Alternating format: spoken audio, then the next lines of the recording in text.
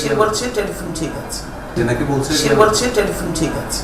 তো আপনার আমি সেই মিরাজ হোসেন গাজী, দেশের সবচেয়ে জনপ্রিয় নেত্রী, সাবেক প্রধানমন্ত্রী, সাবেক ব্রাজিলীয় নেত্রী, শহীদ প্রেসিডেন্ট জিয়াউর রহমানের সহধর্মিণী বেগম খালেদা জিয়ার সাথে তার ড্রয়িং রুমে একান্তে কিছু কথা, কিছু আলাপন। শুধুমাত্র এই জায়গাতেই যদি আসলে গল্পটুকু শেষ হতো, তাহলে আমার যারা শুভাকাঙ্ক্ষী প্রিয়জন তারা অনেকেই হয়তো বলতেন আমি সৌভাগ্যবান। কিন্তু মিরাজ হোসেন গাজী একজন সাংবাদিক, তার জন্যে সবচেয়ে ব্যর্থতার, সবচেয়ে অসহায় যদি কোনো মুহূর্ত থেকে থাকে ওই কথোপকথনের ঘটনাটি। আরেকটা টেলিফোন যেটার মধ্যে এতক্ষণ কথাবার্তা হয়েছে, ওই টেলিফোনটা আমরা অন করে রেখেছি, এই যে মোবাইলটা, এটাতেই টেলিফোনে কথা বলবো।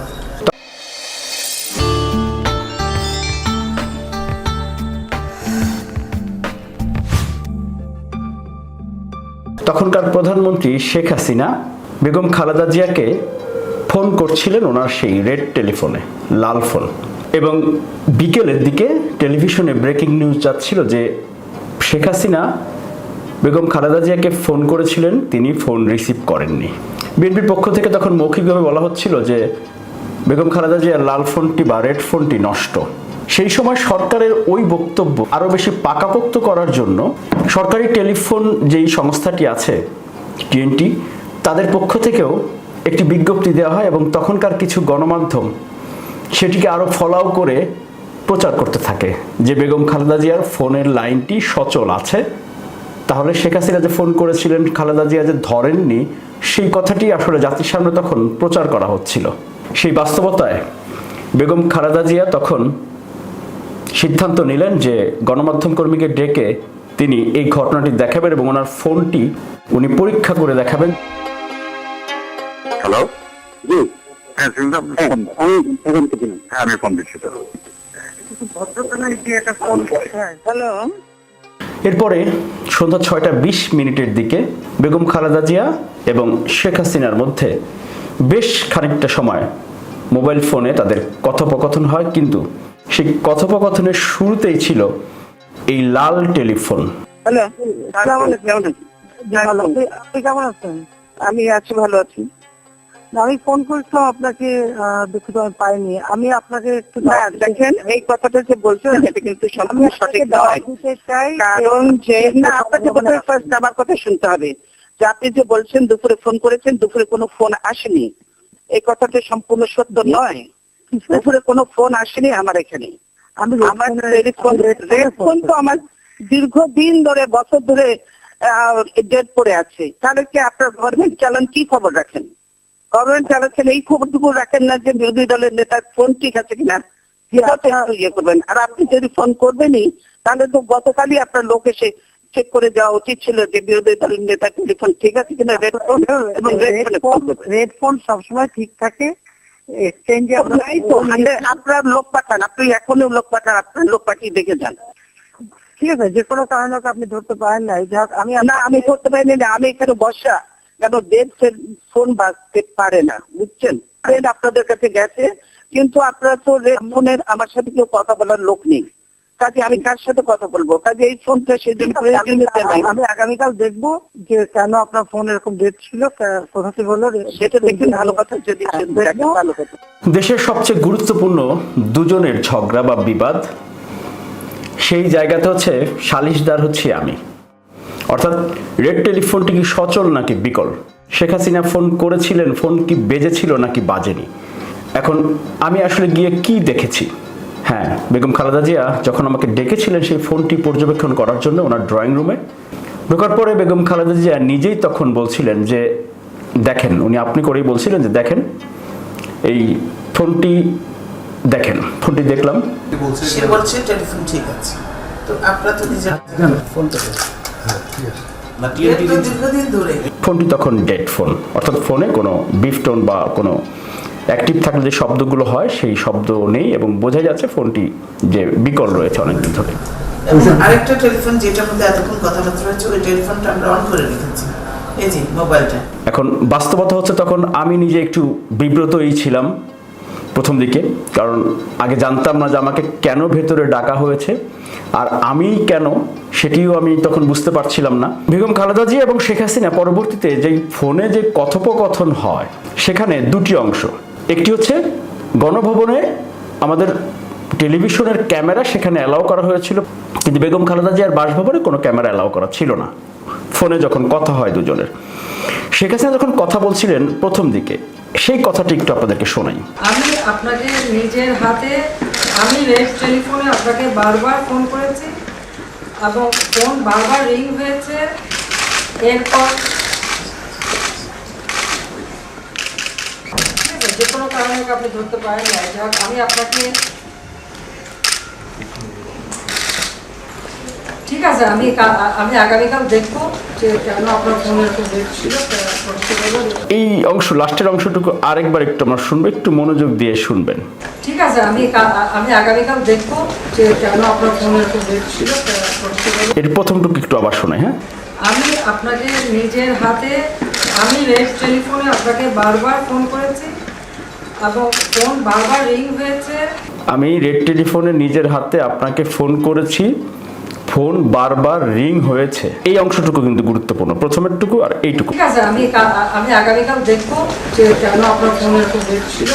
হ্যাঁ, ঠিক আছে, আমি আগামীকাল দেখব কেন আপনার ফোনটি তাহলে ডেট ছিল, সেটি দেখব। অর্থাৎ বেগম খালেদা জিয়া তখন যা বারবারই অপপ্রান্ত থেকে বলছিলেন যে কর্মকর্তারা টেলিফোন অফিসে আগের দিন জানিয়েছিলেন যে, যেহেতু একটি গণমাধ্যম সহ বিভিন্ন জায়গায় একটি খবর আসছিল যে শেখ হাসিনা ফোন করতে পারেন সংলাপের জন্য, আলোচনার জন্য, এই কারণে তারা একটু আগাম রেড টেলিফোনটি সচল রাখার জন্য টেলিফোন অফিসে জানিয়েছিলেনও। যে ফোন ডেট সেই ফোনে রিং হবে কি করে? এইটাই তো মান মানসিকতার পরিচয়, যে আপনি কি সত্যি কথা বলছেন কিনা। আমি সত্যি কথা বলছি, আমি কাল পর্যন্ত চেক করেছি যে আপনি করতে পারেন, এগুলো রিউমার সাথে হচ্ছে, সেজন্য আমি ফোন চেক করেছি, আমরা রিপোর্ট করেছি। আপনাদের লোকজন কেউ আসেন, তারা তো আমরা তো মানুষ বলেই মনে করে না, কেউ কাজে আসেও না, এটা টেলিফোন ঠিক করে গরজ মনে করে না, কিছুই করে না। যেটি গণভবনে শেখ হাসিনার সামনে যে ক্যামেরা ছিল, যে দেখছেন যে আমরা আমি ক্যামেরা নিয়ে কথা বলছেন, আমি আমার সামনে ক্যামেরা আপনি কি ক্যামেরা ঘিরে বসে আছেন এবং আমার এখানে কোনো ক্যামেরা নাই, আমার এখানে ক্যামেরা কেউ নেই, বুঝছেন। অফিসে হলে আমাদের সুবিধা হতো, ক্যামেরা থাকতেও সুবিধা হতো, কিন্তু সেগুলো আমরা করিনি। আমি এত নতুন কাজ করতে চাই না, নিচু কাজ করতে চাই না। তারপর টেলিভিশনে দেখবো আপনারাই ক্যামেরা দেখাচ্ছেন, আমাদের এখানে ক্যামেরা কিছু নেই। আমার নিজের পর্যবেক্ষণ আর হচ্ছে শেখ হাসিনার যেই স্ববিরোধী কথা, এতে করে কিন্তু প্রমাণিত যে বেগম খালেদা জিয়ার রেড টেলিফোনটি তখন নষ্ট ছিল বা বিকল ছিল, এবং খালেদা জিয়াই সত্য কথা বলেছেন। ওনার সেই আত্মবিশ্বাস ছিল বলেই সাংবাদিক হিসেবে আমাকে তিনি ডেকেছিলেন, বা সাংবাদিককে ডেকে তিনি সেটি সারা দেশবাসীর কাছে, জাতির সামনে তুলে ধরার জন্য বলেছিলেন। কারণ তখন তার বিরুদ্ধে ব্যাপকভাবে অপপ্রচার চালানো হচ্ছিল নিয়ন্ত্রিত সেই সময়ের গণমাধ্যমে। এখন তাহলে আমি আসলে কি করতে পেরেছিলাম? আমি দেখেছিলাম এরপরেও সেই সত্যটা জাতির সামনে উপস্থাপন করতে পারিনি। তখনকার গণমাধ্যমের বাস্তবতায়, তখনকার সরকারের নিয়ন্ত্রিত গণমাধ্যম প্রতিষ্ঠানগুলোর উপর যেই চাপ, সাংবাদিকদের উপর যেই চাপ, আমি তখন সেই রিপোর্টটি করতে যখন অফিসে আসি, আমি নিজে আস্তে আস্তেই জানতাম যে এই দৃশ্য বা এই ঘটনাটুকু প্রচার করতে পারবো না, বা সেটি এর মধ্যেই অফিসে নির্দেশনা চলে গেছে যে বাংলাদেশের সাংবাদিক মিরাজ হোসেন গাজী যেহেতু ভেতরে গিয়েছে, গোয়েন্দা সংস্থা তো তখন সঙ্গে সঙ্গে সবাই জেনে গেছে। আমি অফিসে আসার আগেই কিন্তু ফুটেজ এবং এই নিউজ যেন প্রচার না হয়। তখন আসলে কতটা ঝুঁকির মধ্যে আমাকেও যেতে হয়েছে, এটি হয়তো আজকে অনেকেই বুঝবেন না, অনেকেই হয়তো সেটি জানবেন না। এবং দুর্ভাগ্যজনক হলো সাবেক 3 বারের প্রধানমন্ত্রী এমন একজন ব্যক্তির অভিযোগ বা আক্ষেপ বা তার অনুরোধী বলা চলে, জাতির সামনে তার আত্মপক্ষ সমর্থন করার মতো সেই কথাটি, তার কথাগুলো জাতির সামনে তুলে ধরাই হচ্ছে সাংবাদিক হিসেবে আমার মূল দায়িত্ব বা মূল কর্তব্য। কিন্তু সেই কাজটি আমি আসলে তখন করতে পারিনি। অনেকে হয়তো বিপ্লবী কথা আমরা বলি, গণমাধ্যম কেন দেখায় না, কেন দেখাবেন না, গণমাধ্যম দেখাচ্ছে না কেন? আসলে কেন দেখায় না, কেন দেখাচ্ছে না, সেটি নিশ্চয়ই আপনারা অনেকেই এখন বুঝতে পারেন। কারণ দেখাতে গিয়ে যদি বন্ধ হয়ে যায় তাহলে কি কেউ কি আপনার পাশে দাঁড়ান? চ্যানেল ওয়ানের পাশে দাঁড়িয়ে কেউ কি মানববন্ধনে অংশ নিয়েছিলেন? দিগন্ত টেলিভিশন, ইসলামিক টেলিভিশন যখন বন্ধ হয়েছিল, কই যাদের নিউজ প্রচার করার জন্য বন্ধ হয়েছিল তারা কি কেউ পাশে দাঁড়িয়েছিলেন? তারাও কিন্তু দাঁড়াননি। মাননীয় সাবেক প্রধানমন্ত্রী, আপনার সেই অসহায় মুহূর্তের সাক্ষী ছিলাম আমি। যেই উদ্দেশ্যে আপনি আমাকে ডেকেছিলেন, আপনার সেই ড্রয়িং রুমে আপনার সামনে আমাকে কথা বলার সুযোগ দিয়েছিলেন, কথা বলেছিলেন, আপনার আক্ষেপ এবং ক্ষোভ প্রকাশ করেছিলেন, কিন্তু আমি সেটি জাতির সামনে তুলে ধরতে পারিনি। এত বছর পর আজকে বলতে হয়, আমি সত্যি ব্যক্তিগতভাবে যেমনি অনুতপ্ত সাংবাদিক হিসেবে, তেমনি তো আরও বেশি অনুশোচনা, অনুতপ্ত, এবং আমি প্রায়শ্চিত্ত করার জন্যই আসলে আজকের এই ভিডিওটি। এবং নিশ্চয়ই আপনি তখন মজলুম ছিলেন, এবং আমরা যারা সাংবাদিক ছিলাম বা আছি, আমরাও ওই সময়গুলোতে মজলুম ছিলাম, আমরাও আপনার মতোই অসহায় ছিলাম। আপনি সুস্থ থাকুন, দীর্ঘায়ু কামনা করি। আর সাংবাদিকতা যেন ভবিষ্যতে ওই ধরনের কোনো শৃঙ্খলে আবদ্ধ না হয়। বর্তমানে যারা ক্ষমতায় আছেন, আগামীতে যারা ক্ষমতায় আসবেন, সবাই নিশ্চয়ই এই উদাহরণটুকু খেয়াল রাখবেন। কারণ বেগম খালেদা জিয়ার ওপরে যেই জুলুম, নির্যাতন বা মিথ্যাচারের শিকার, অপপ্রচারের শিকার তিনি হয়েছিলেন, সেটি সাংবাদিকদের প্রচার করা, প্রকাশ করা, জাতির সামনে জানানোর দায়িত্ব ছিল। সেটি যেমনি হয়নি, নিশ্চয়ই ভবিষ্যতে এ ধরনের পরিস্থিতির শিকার যেন অন্য কেউ না হন, সেই পরিবেশ যাতে তৈরি হয়, সেটি আমরা নিশ্চয়ই আশা করব। আল্লাহ হাফেজ। আপনি কি বৈধভাবে কর্মী হিসেবে বিদেশে যেতে চান? আপনি কি রেমিটেন্স যোদ্ধা হিসেবে প্রবাস জীবনযাপন করছেন? আপনার জন্য প্রয়োজনীয় এবং জরুরি সকল তথ্য হাতের মুঠোয় পাচ্ছেন প্রবাস তথ্য কেন্দ্রে। প্রবাস তথ্য কেন্দ্র ইউটিউব চ্যানেল, এরই মধ্যে 10 লাখের বেশি সদস্যের বিশাল একটি পরিবার আমরা এখন।